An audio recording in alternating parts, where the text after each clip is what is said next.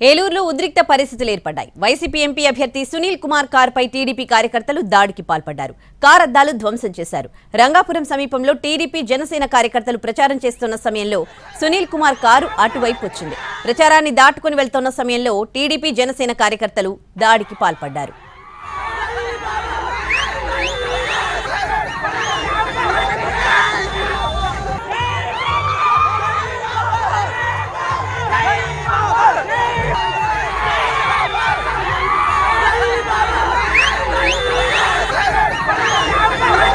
ఓటమి భయంతోనే తమపై దాడులకు పాల్పడుతున్నారన్నారు Eluru YCP MP Karumuri Sunil Kumar.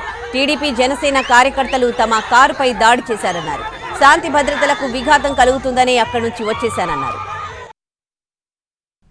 Road దగ్గర వెళ్ళేసరికి వారు ర్యాలీ ఉంది, వాళ్ళు ర్యాలీ చేసుకుంటున్నారు, మన అడ్డం కలిగించకూడదని చెప్పి డైవర్షన్ తీసుకుని వేరే సందులోగా వెళ్ళి మళ్ళీ వేరే రూట్లో వెళ్దామని చెప్పి మనం తిప్పుతుండగా వెనకాల కర్రలతో వచ్చి మరి కార్ని ఫస్ట్ వెనకాల కొట్టడం జరిగింది. అప్పుడేం అవ్వలేదు, కారుకి వెనకాల చూసుకుంటే అప్పుడేం అవ్వలేదు, కానీ కర్రలతో మామూలుగా కొట్టారు, కాలుతో తన్నారు. కొంచెం ముందుకు వెళ్ళంగానే సైడ్ నుంచి కొట్టడం జరిగింది. అప్పుడు కార్ డ్యామేజ్ అయింది. అలానే 2 కార్లు, ఇంకొక కారు మీద కూడా కర్రలతో కొట్టడం జరిగింది. రంగాపురం